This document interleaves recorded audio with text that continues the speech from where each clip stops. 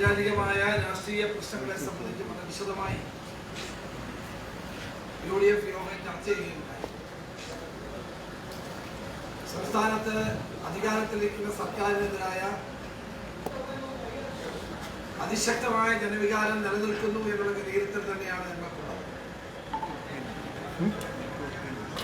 ഇവിടെ അഴിമതിയിൽ മുങ്ങിക്കുളിച്ചു നിൽക്കുന്ന ഒരു ഗവൺമെന്റാണ്. ജനങ്ങൾക്ക് നൽകിയ വാഗ്ദാനങ്ങളൊന്നും പാലിക്കാൻ കഴിയാതെ ജനവിരുദ്ധമായ നയങ്ങളുമായി മുന്നോട്ട് പോകുന്ന ഈ സർക്കാരിനെതിരായി പ്രക്ഷോഭങ്ങൾ ശക്തിപ്പെടുത്താൻ UDF തീരുമാനിക്കുകയാണ്.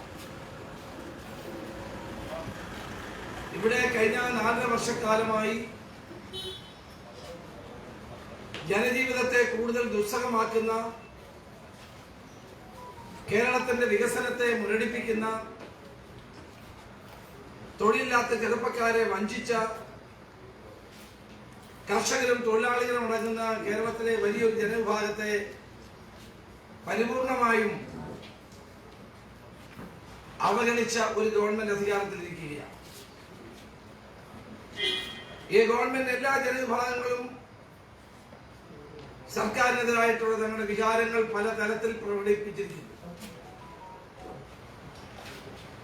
ഇന്ന് സംസ്ഥാന സർക്കാർ കൈക്കൊണ്ടുകൊണ്ടിരിക്കുന്ന ഓരോ നിലപാടുകളും സംസ്ഥാനത്തെ പൊതുജീവിതത്തിന് ആപൽക്കരമായ ഒന്നാണ്. വൻതോതിലുള്ള പിൻവാതിൽ നിയമനങ്ങൾ നടന്നുകൊണ്ടിരിക്കുകയാണ്.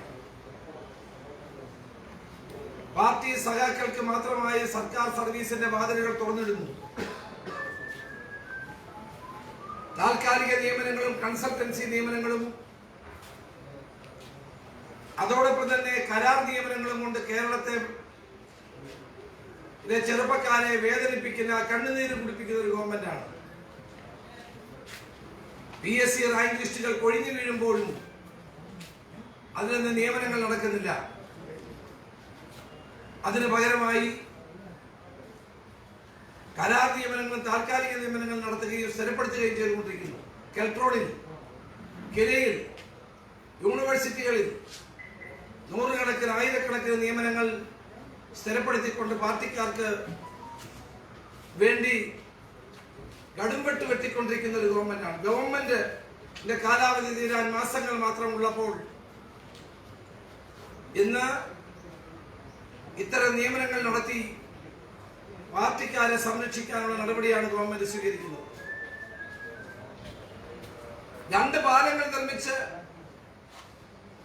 ഗവൺമെന്റ് മേനി നടിക്കുകയാണ്. UDF ഗവൺമെന്റ് കാലത്ത് നിർമ്മിച്ചിട്ടുള്ള പാലങ്ങളുടെ കണക്കുകൾ ഞങ്ങൾ എടുത്തു പറയുകയുണ്ടായി. ആകെ ഈ ഗവൺമെന്റ് നിർമ്മിച്ചിട്ടുള്ളത് 2 പാലങ്ങളെ പറ്റിയാണ് പറയാനുള്ളത്. UDF ഗവൺമെന്റ് കാലത്ത് 145 പാലങ്ങളാണ്, 245 പാലങ്ങളാണ് 4 വർഷക്കാലത്തിനുള്ളിൽ പണി പൂർത്തീകരിച്ച് ഉദ്ഘാടനം ചെയ്തത്. ഇവിടെ 2 പാലം ഉദ്ഘാടനം ചെയ്തപ്പോൾ തന്നെ എന്തൊരു തരത്തിലുള്ള പ്രചരണ കോലാഹലങ്ങളാണ് നടത്തിയത്. ഈ നാട്ടിൽ UDF ഗവൺമെന്റ് കാലത്ത് 5 ലക്ഷത്തോളം ആളുകൾക്ക് വീട് വെച്ചു കൊടുത്തു. 1.5 ലക്ഷം ആളുകൾക്ക് വീട് കൊടുത്തതാണ് മേനി പറയുന്നത്. അങ്ങനെ ഭരണരംഗത്ത് കേരളത്തിന് ഒന്നും പുതുതായി സംഭാവന ചെയ്യാൻ കഴിയാത്ത ഗവൺമെന്റാണ്. കേരളത്തിലെ ജനജീവിതം കൂടുതൽ ദുസ്സഹമാകുന്നു. കോവിഡാനന്തരം ജനങ്ങൾക്ക് പട്ടിണി നേരിടുന്നു, പ്രയാസം നേരിടുന്നു. ആരുടെ കയ്യിലും പണമില്ലാത്ത അവസ്ഥയാണ്. ജനങ്ങൾ ബുദ്ധിമുട്ട് അനുഭവിക്കുന്നു, കഷ്ടപ്പെടുന്നു. കോവിഡ് രോഗികളെ പോലും പരിശോധിക്കാനോ സൗകര്യങ്ങൾ ഒരുക്കി കൊടുക്കാനോ ഗവൺമെന്റ് മുന്നോട്ട് വരുന്നില്ല. അപ്പോൾ എല്ലാ രംഗത്തും പരാജയപ്പെട്ടൊരു ഗവൺമെന്റിനെതിരായി പ്രക്ഷോഭങ്ങൾ ശക്തിപ്പെടുത്താനും ജനങ്ങളെ അണിനിരത്തിക്കൊണ്ടുള്ള അതിശക്തമായ പ്രവർത്തനങ്ങൾക്ക് നേതൃത്വം കൊടുക്കാൻ UDF തീരുമാനിച്ചിരിക്കുകയാണ്. UDFന്റെ ആഭിമുഖ്യത്തിൽ ഒരു പ്രചരണ ജാഥ കാസർഗോഡ് നിന്ന് ഫെബ്രുവരി 1-ാം തീയതി ആരംഭിക്കും. പ്രതിപക്ഷ നേതാവിന്റെ നേതൃത്വത്തിലുള്ള ജാഥ 22 ദിവസക്കാലം കേരളത്തിലെ 140 നിയോജക മണ്ഡലങ്ങൾ ചുറ്റി സഞ്ചരിക്കും. UDF-ലെ മുൻനിര നേതാക്കന്മാർ Shri P K Kunhalikutty, Shri M K Muneer, Shri P J Joseph, Shri N K Premachandran, അതോടൊപ്പം തന്നെ ഉൾപ്പെടെയുള്ള കോൺഗ്രസിന്റെ പ്രതിനിധികളെ പിന്നീട് തീരുമാനിക്കും. ഉൾപ്പെടെയുള്ള നേതാക്കന്മാർ, മുൻകിര കക്ഷി നേതാക്കളായ C P John, Devarajan, Anoop Jacob, Shri John ഉൾപ്പെടെയുള്ളവർ ഈ ജാഥയിൽ പങ്കെടുക്കുന്ന കോൺഗ്രസ് പ്രതിനിധികളുടെ പേരുകൾ പിന്നീട് തീരുമാനിക്കുന്നതാണ്. കേരളമൊട്ടാകെ ഈ സംസ്ഥാന ഗവൺമെന്റിന്റെയും കേന്ദ്ര ഗവൺമെന്റിന്റെയും ജനവിരുദ്ധ നയങ്ങൾ തുറന്നു കാട്ടാൻ വേണ്ടിയിട്ടുള്ള വലിയ ഒരു സന്നാഹമായിരിക്കും ഈ യാത്ര എന്ന് പറയാൻ ഞാൻ ആഗ്രഹിക്കുകയാണ്. ഈ യാത്രയ്ക്ക് വേണ്ടിയിട്ടുള്ള ഒരുക്കങ്ങൾക്കായി ശ്രീ വി ഡി സതീശനെ അതിന്റെ കോർഡിനേറ്ററായി നിയോഗിക്കാൻ തീരുമാനിച്ചു. UDF-ന്റെ പ്രകടന പത്രിക തയ്യാറാക്കാൻ വേണ്ടി ഒരു സമിതിയെ ഞങ്ങൾ രൂപീകരിച്ചു. ആ സമിതി ഇവിടെ ചെയർമാൻ ശ്രീ ബെന്നി ബെഹ്നാനാണ്. Convener Shri C P John, ഇതിൽ doctor M K Muneer, Mons Joseph, Anoop Jacob, Shri N K Premachandran, MP Shri G Devarajan എന്നിവരടങ്ങുന്ന ജോൺ എന്നിവരടങ്ങുന്ന കമ്മിറ്റിയാണ് ഇതിന് നേതൃത്വം കൊടുക്കുന്നത്. കേരള യാത്രയുടെ സംഘാടക സമിതിയായി ശ്രീ MP സാജു, വാക്കനാട് രാധാകൃഷ്ണൻ, ജോയി എബ്രഹാം, ബാബു ദിവാകരൻ, ജോമി ചെറിയാൻ, അബ്ദുറഹിമാൻ രണ്ടത്താണി എന്നിവരെ പ്രത്യേകമായി നിയോഗിച്ചതിന് കൺവീനർ ശ്രീ വി ഡി സതീശനായി, ശ്രീ രാം മോഹൻ. അതുപോലെ തന്നെ ഞങ്ങൾ ഈ കഴിഞ്ഞ കുറേ ദിവസങ്ങളായി UDF നേതാക്കന്മാർ സംസ്ഥാനത്തെ ക്രൈസ്തവ മത മേലധ്യക്ഷന്മാരുമായും വിവിധ സാമൂഹ്യ മത സംഘടനകളുടെ നേതാക്കന്മാരുമായും മുന്നോക്ക സമുദായങ്ങളിലെ ആളുകളുമായും എല്ലാം ഞങ്ങളെ ചർച്ചകൾ നടത്തുകയുണ്ടായി. ഈ വിഭാഗങ്ങൾക്കെല്ലാം പലതരത്തിലുള്ള ആശങ്കകളുണ്ട്. അവരുടെ ആശങ്കകൾ പരിഹരിക്കാൻ വേണ്ടിയിട്ടുള്ള നടപടികൾ UDF സ്വീകരിക്കുന്നതാണ്. UDF എന്നാൽ കേരളത്തിന്റെ ഒരു പരിച്ഛേദമാണ്. ഏത് വിഭാഗത്തിന് പ്രശ്നങ്ങൾ ഉണ്ടെങ്കിലും ആ പ്രശ്നങ്ങൾ ചർച്ച ചെയ്ത് പരിഹരിക്കാനുള്ള ഉത്തരവാദിത്വം UDF-നുണ്ട്. അതുകൊണ്ടാണ് മതമേലധ്യക്ഷന്മാരുമായും സാമൂഹ്യ മത സംഘടനകളുമായും UDF നേതാക്കന്മാർ ചർച്ച നടത്തിയിട്ടുള്ളത്. അവർക്ക് ഉണ്ടായിട്ടുള്ള പല ആശങ്കകളുണ്ട്. പല ആശങ്കകളും UDF പൂർണ്ണമായി ഉൾക്കൊള്ളുന്നു. അത് പരിഹരിക്കാൻ വേണ്ടിയിട്ടുള്ള നടപടികളുമായിട്ട് മുന്നോട്ട് പോകുന്നതാണ്. അതിനു വേണ്ടിയിട്ടുള്ള ക്രമീകരണങ്ങൾ ചെയ്യാൻ UDF തീരുമാനിച്ചിട്ടുണ്ട്. വരും ദിവസങ്ങളിൽ അതനുസരിച്ചുള്ള നടപടികൾ UDF ഭാഗത്തുനിന്നുണ്ടാകും. ഞങ്ങളുടെ മാനിഫെസ്റ്റോയിലും ഞങ്ങളുടെ പരിപാടികളിലും അത് സംബന്ധിച്ചുള്ള വ്യക്തമായ നിലപാടുകളും വ്യക്തമായ അഭിപ്രായങ്ങളും ഞങ്ങൾ പുറത്ത് ജനങ്ങളെ അറിയിക്കുന്നതാണ്. അതുപോലെ തന്നെ സംസ്ഥാനത്ത് അധികാരത്തിലിരിക്കുന്ന ഗവൺമെന്റിനെതിരായി 140 നിയോജക മണ്ഡലങ്ങളിലും UDF കമ്മിറ്റിയുടെ ആഭിമുഖ്യത്തിലുള്ള പ്രക്ഷോഭ പരിപാടികൾ ആരംഭിക്കാൻ തീരുമാനിച്ചിട്ടുണ്ട്.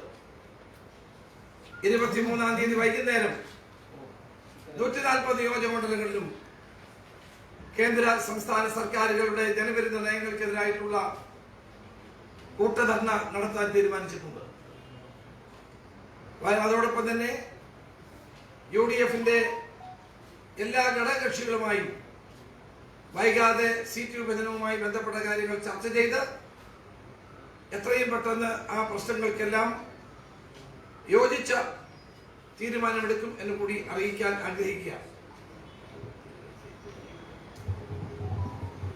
കേന്ദ്ര സംസ്ഥാന സർക്കാരുകളുടെ ജനവിരുദ്ധ നയങ്ങൾക്കെതിരെ കർഷക പ്രശ്നങ്ങൾ പരിഹരിക്കുക, അതോടൊപ്പം തൊഴിൽ രഹിതരായ യുവാക്കൾക്ക് അവരുടെ നിയമനങ്ങളിൽ ഇപ്പോൾ നേരത്തെ സൂചിപ്പിച്ചതുപോലുള്ള അത് ഉടനടി നിർത്തലാക്കുക തുടങ്ങിയ ആവശ്യങ്ങൾ ഉന്നയിച്ചുകൊണ്ട് 23-ന് പകൽ സമയത്താണ് രാവിലെ നിയോജക മണ്ഡലം കേന്ദ്രീകരിച്ച് UDF നിയോജക മണ്ഡലം കമ്മിറ്റികളുടെ നേതൃത്വത്തിൽ ധർണ നടത്താനാണ് തീരുമാനിച്ചിരിക്കുന്നത്. ഇതോടൊപ്പം തന്നെ UDFന്റെ സംഘടനാ സംവിധാനം കൂടുതൽ ഊർജ്ജസ്വലമാക്കാൻ UDFന്റെ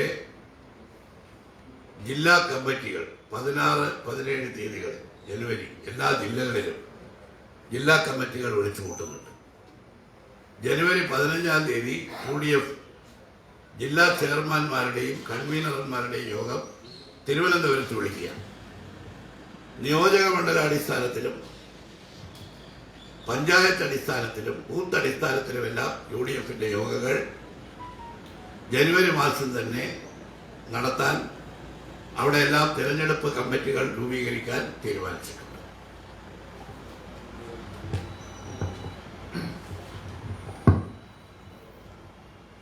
വളരെ ഗൗരവമുള്ള ഒരു തെരഞ്ഞെടുപ്പ് വരാൻ പോവുകയാണ്. അത് കേരളം ആര് ഭരിക്കണം എന്നുള്ള അടുത്ത ഗവൺമെൻറ് LDFിൻ്റോ UDFിൻ്റോ എന്നുള്ളതാണ്.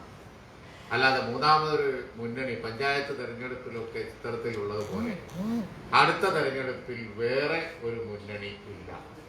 അതുകൊണ്ട് തന്നെ നിലവിലുള്ള പ്രതിപക്ഷ നേതാവ് പറഞ്ഞ അസംതൃപ്തമായ എല്ലാ മേഖലകളെയും തകർത്ത് തരിപ്പണമാക്കിയ യഥാർത്ഥത്തിൽ വലിയ നേട്ടങ്ങളൊന്നും ഈ 5 കൊല്ലത്തിൻ്റെ ഉള്ളിൽ ഉണ്ടാക്കാൻ കഴിയാത്ത ഇതേ ഗവൺമെൻറ് അക്രമ രാഷ്ട്രീയമൊക്കെ മുഖമുദ്രായി വീണ്ടും ഇവിടെ ഭരിക്കുക എന്നുള്ളത് ഒരു കാലത്തും കേരളത്തിൽ ഉണ്ടാവാൻ പോകുന്നില്ല.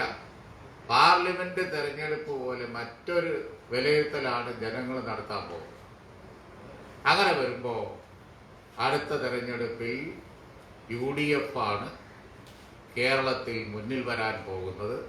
അതാണ് ഇന്നത്തെ UDF കമ്മിറ്റി വിലയിരുത്തിയത്.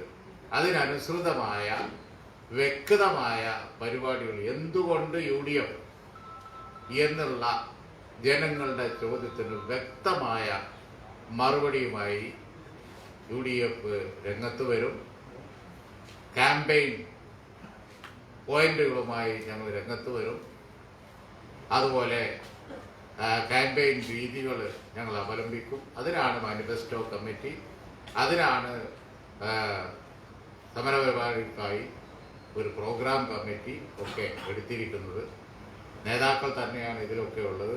അപ്പോൾ എന്തുകൊണ്ട് നെക്സ്റ്റ് വൈ UDF നെക്സ്റ്റ് എന്നുള്ള ചോദ്യത്തിന് കേരളത്തിലെ ജനങ്ങളുടെ മുമ്പിൽ ഞങ്ങൾ മറുപടി അവതരിപ്പിക്കും. ഇവിടെ LDF അല്ല, അടുത്ത് UDF ആണ് വരാൻ പോകുന്നത്. BJP എന്നൊരു സംവിധാനം അവിടെ ഇല്ല. പഞ്ചായത്ത് തെരഞ്ഞെടുപ്പിൽ അത് ഉണ്ടായിരുന്നു. വോട്ട് ഭിന്നിച്ചു പോയി, വോട്ട് ഡിവൈഡ് ചെയ്തു പോയി. അതുകൊണ്ട് പാർലമെന്റ് തെരഞ്ഞെടുപ്പ് പോലെ അടുത്ത തെരഞ്ഞെടുപ്പിൽ UDF അധികാരത്തിൽ വരും. അതാണ് ഞങ്ങളുടെ വിലയിരുത്തൽ. വളരെ സുബോധർക്കമായ ഒരു വിലയിരുത്തലാണ് ഞങ്ങളുടെ മുമ്പിൽ ഇന്നുണ്ടായത്. അതാണ് ഇപ്പോഴും.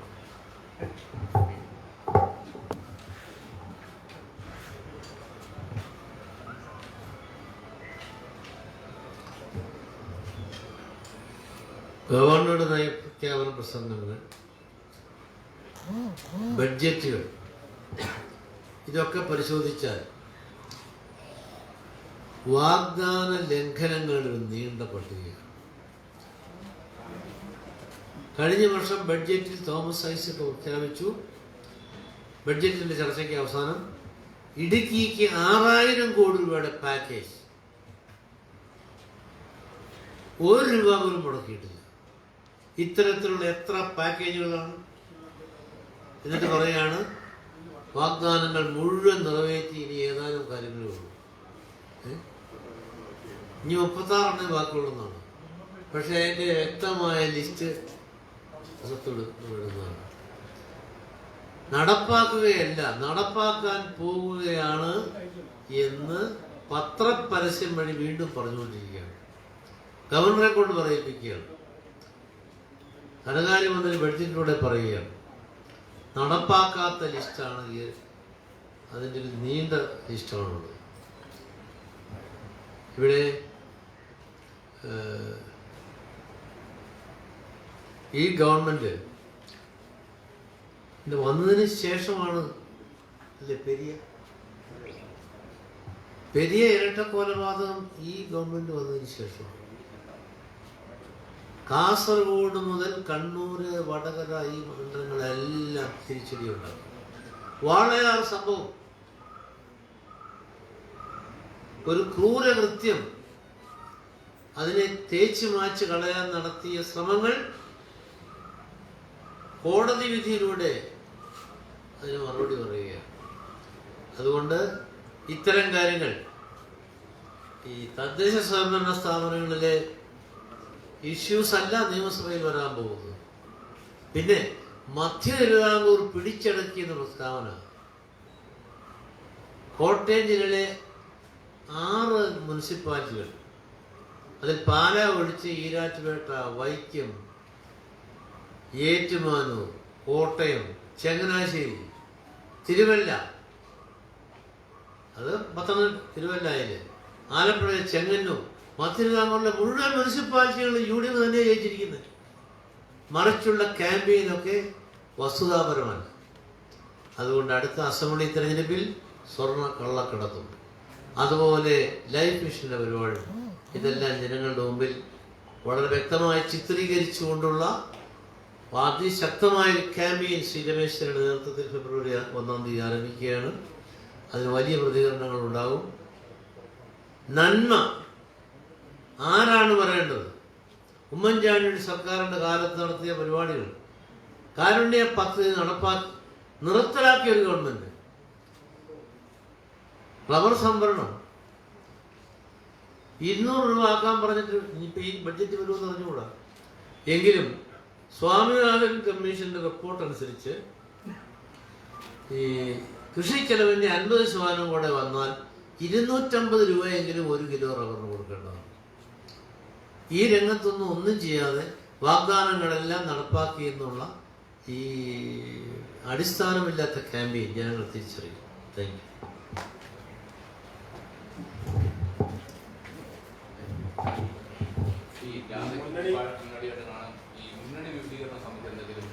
മുന്നണി വിപുലീകരണത്തെ സംബന്ധിച്ച് ഇന്ന് ചർച്ച ഉണ്ടായിട്ടില്ല. അങ്ങനെ ഒരു ചർച്ച നടന്നിട്ടുണ്ടെങ്കിൽ നിങ്ങളെ അറിയിക്കുന്നതാണെങ്കിൽ ചർച്ച ഉണ്ടാകും. ഇതുവരെ അങ്ങനെ ഒരു റിക്വസ്റ്റും വന്നിട്ടില്ല. അപ്പൊ റിക്വസ്റ്റ് വരാത്ത സാഹചര്യത്തിൽ ചർച്ചയുടെ പ്രസക്തി. PC ജോർജ് അങ്ങനെ താല്പര്യം അദ്ദേഹം ഇങ്ങനെ മാധ്യമങ്ങളിലൂടെ പറഞ്ഞിട്ടുണ്ട് എന്നുള്ളതല്ലാതെ നേരിട്ട് അദ്ദേഹവുമായിട്ട് ചർച്ച നടത്തിയിട്ടില്ല. അല്ല, താങ്കളടക്കം ഉറപ്പ് കൊടുത്തു എന്നാണ് അദ്ദേഹം പറയുന്നത്. അത്തരം ചർച്ചകളൊന്നും ഇല്ലെന്നാണ്. ഇല്ല, ഔദ്യോഗികമായിട്ടൊരു ചർച്ചയും ഞങ്ങൾ UDF നടത്തിയിട്ടില്ല.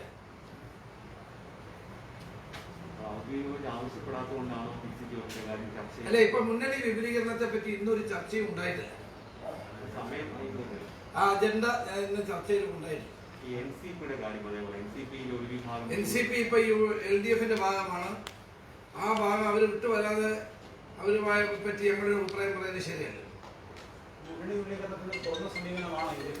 എന്നും തുറന്ന സമീപനമാണല്ലോ. ഞങ്ങള് അത് സമീപനം എന്ന് സ്വീകരിച്ചിട്ടുണ്ട്. പക്ഷെ ഇപ്പൊ ഞങ്ങളുടെ മുമ്പിൽ അങ്ങനെ യാതൊരു റിക്വസ്റ്റും ഇല്ലാത്ത സാഹചര്യത്തിൽ ചർച്ച ചെയ്യുന്നു. അല്ലാതെ ഞാനൊരു സമയക്രമം നിശ്ചയിച്ചിട്ടുണ്ടോ? ഏതെങ്കിലും തരത്തിലുള്ള ഘടകകക്ഷികളും അത്തരത്തിലുള്ള കക്ഷികളുമായി ചർച്ച ചെയ്യാൻ ഏതെങ്കിലും സമയം ഇപ്പൊ സമയം തീരുമാനിച്ചു. ഈ സീറ്റ് വിഭജനം സംബന്ധിച്ച് ഉഭയകക്ഷി ചർച്ചയ്ക്കുള്ള തീയതിയായോ? ഇല്ല, അങ്ങനെ ഉള്ള തീയതികളൊന്നും ആയിട്ടില്ല. ഏറ്റവും വേഗം നടക്കും. ഇത്തവണ പരസ്യ പ്രഖ്യാപനത്തിലൂടെ സീറ്റ് ഞങ്ങൾ ഇത്ര സീറ്റ് മത്സരിക്കും, അതാണ് ഇതാണെന്നുള്ള ഒരു തരത്തിലുള്ള പ്രസംഗങ്ങളും ഉണ്ടാവില്ല.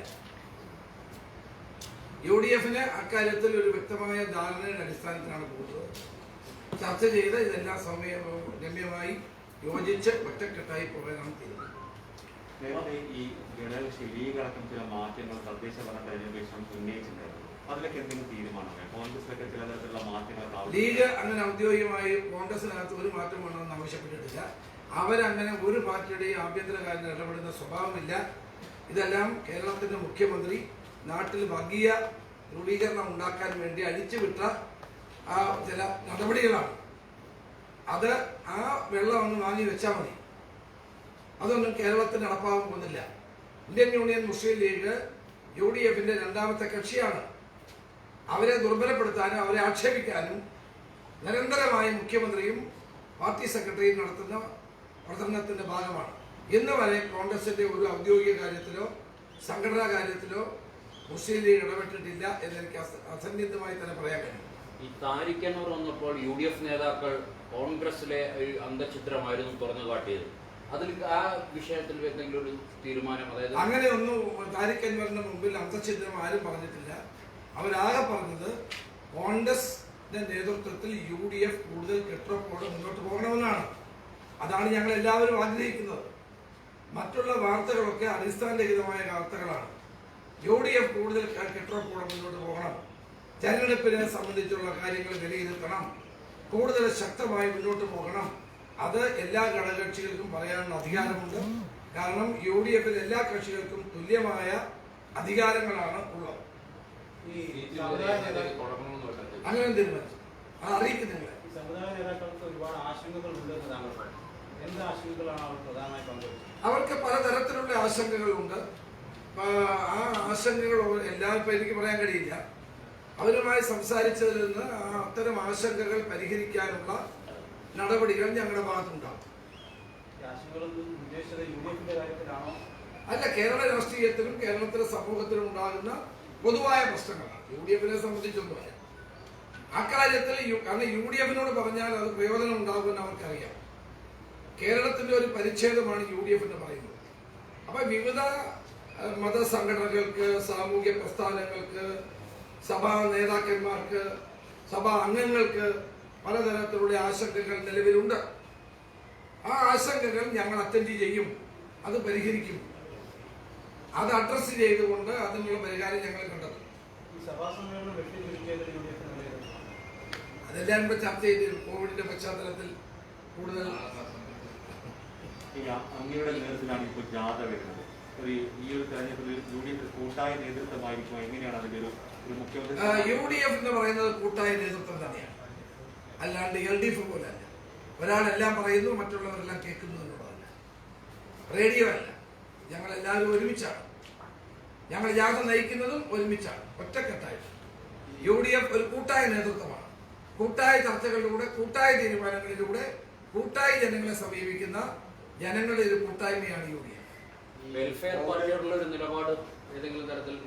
വെൽഫെയർ പാർട്ടിക്കാർ തന്നെ ഇന്ന് അവരുടെ നിലപാട് പറഞ്ഞിട്ടുണ്ടല്ലോ. പിന്നെ ഞാൻ ഇനി അതിനെപ്പറ്റി എന്ത് പറയാനാണ്? ഈ കോവിഡ് നിയന്ത്രണങ്ങൾ നിലനിൽക്കുന്ന സമയത്ത് ഈ കേരള യാത്ര എന്ന് പറയുന്നത് മുഖ്യമന്ത്രി നടത്തിയ പോലുള്ള ഒരു യാത്രയാണോ? പ്രധാന സ്ഥലങ്ങളിൽ പോയി അവിടെയുള്ള ആൾക്കാരോ പ്രധാനപ്പെട്ട നേതാക്കളെ കാണുന്ന രീതിയിലാണ് കോവിഡ് മാനദണ്ഡങ്ങൾ പാലിച്ചുകൊണ്ടായിരിക്കും നടത്തുന്നത്. അല്ലാണ്ട് അടച്ചിട്ട മുറിയിലല്ല. സ്വാഭാവികമായിട്ടും ഒരു പൊതു തെരഞ്ഞെടുപ്പ് വരുമ്പോൾ അതൊന്നും നമുക്ക് ചെയ്യാൻ കഴിയില്ല. ജനങ്ങളെ സംഘടിപ്പിക്കേണ്ടി വരും. പക്ഷെ സാമൂഹ്യ അകലം പാലിച്ചു, മറ്റു മാനദണ്ഡങ്ങൾ പാലിച്ചു മതി. കഴിഞ്ഞ തെരഞ്ഞെടുപ്പില് മുഖ്യമന്ത്രിയും താങ്കളും മുൻ മുഖ്യമന്ത്രിയും കൂടി ഒരുമിച്ച് പ്രചരണത്തിനടുത്ത് നിയമസഭാ തെരഞ്ഞെടുപ്പിൽ കോൺഗ്രസിനെ സജ്ജമാക്കണം. തീർച്ചയായിട്ടും. അതെ. അപ്പൊ അങ്ങനെ വരുമ്പോൾ ഈ ജാതിയിൽ തന്നെ അദ്ദേഹത്തിന്റെ കൂടി ഒരു അദ്ദേഹം പൂർണ്ണമായിട്ടുണ്ടാകും, ഒരു സംശയം. അത് UDFന്റെ എല്ലാ നേതാക്കന്മാരും ഉണ്ടാകും. മുൻനിര നേതാക്കന്മാർ Kunhalikutty, PJ Joseph, doctor MK Muneer, Oommen Chandy, ഞങ്ങൾ എല്ലാവരും ഉണ്ടാകും. അങ്ങ് ജാഥ നയിക്കുന്നുണ്ട് ഒരു മുഖ്യമന്ത്രി സ്ഥാനാർത്ഥി അങ്ങനെയായിരിക്കും, അങ്ങനെ കരുതാമോ? ഏതാ അങ്ങ് ജാഥ ക്യാപ്റ്റൻ ആയതുകൊണ്ട് ഒരു മുഖ്യമന്ത്രി സ്ഥാനാർത്ഥി എന്നതിലൊക്കെ അങ്ങനെ UDFന്റെ മുഖ്യമന്ത്രി സ്ഥാനാർത്ഥിയെ ഉയർത്തിക്കാട്ടാറില്ല. കോൺഗ്രസിന്റെ മുഖ്യമന്ത്രി ആരാകണമെന്നുള്ളത് തെരഞ്ഞെടുപ്പിന് ശേഷം കോൺഗ്രസ് ഹൈക്കമാൻഡ് തീരുമാനിക്കേണ്ട കാര്യമാണ്. ഞാൻ പ്രതിപക്ഷ നേതാവായതുകൊണ്ട് എന്റെ ഉത്തരവാദിത്വം നിറവേറ്റുകയാണ്. അതിന് വേറെ അർത്ഥങ്ങളൊന്നും കാണണ്ട. അങ്ങനെ ഞങ്ങളുടെ കുഴപ്പമുണ്ടാക്കാനും നിങ്ങൾ നോക്കണ്ട. ഞങ്ങളെല്ലാം ഒറ്റക്കെട്ടാണ്. UDF ചെയർമാൻ കൂടിയാണ് ഞാൻ. അതുകൊണ്ടാണ് ഞങ്ങൾ ഒറ്റക്കെട്ടാണ്, ഒരുമിച്ച് മുന്നോട്ട് പോകും. UDFിനകത്ത് ഒരു അഭിപ്രായ വ്യത്യാസം ഉണ്ടാവില്ല. ഉമ്മൻചാണ്ടി ജാഥയിലുണ്ടാവും, KPCC പ്രസിഡന്റ് വരാൻ കഴിയാവുന്നിടത്തുണ്ടാവും. എല്ലായിടത്തും നേതാക്കന്മാരും എല്ലാവരും ഒറ്റക്കെട്ടായിട്ടുണ്ടാവും. കെമാൽ പാഷയെ പോലെയുള്ളവർ UDF സ്ഥാനാർത്ഥിയാകാനുള്ള ആഗ്രഹം പ്രകടിപ്പിച്ചു. അപ്പൊ ഇത്തവണത്തെ സ്ഥാനാർത്ഥി പട്ടിക അത്തരം സാധ്യതകൾ ഉപയോഗിച്ചിട്ടുണ്ടായിരിക്കും. വിമാൻ പക്ഷേ ഒരുപാട് സ്വാഗതം ചെയ്യുകയാണ്. UDF പൊതു തീരുമാനം വിന്നബിൾ ആയിട്ടുള്ള വിജയ സാധ്യതയ്ക്ക് മുൻതൂക്കം കൊടുത്തുകൊണ്ടുള്ള ഒരു തെരഞ്ഞെടുപ്പ് സ്ഥാനാർത്ഥി നിർണയമായിരിക്കും നടത്തുക എന്നുള്ള പൊതു തീരുമാനമാണ്.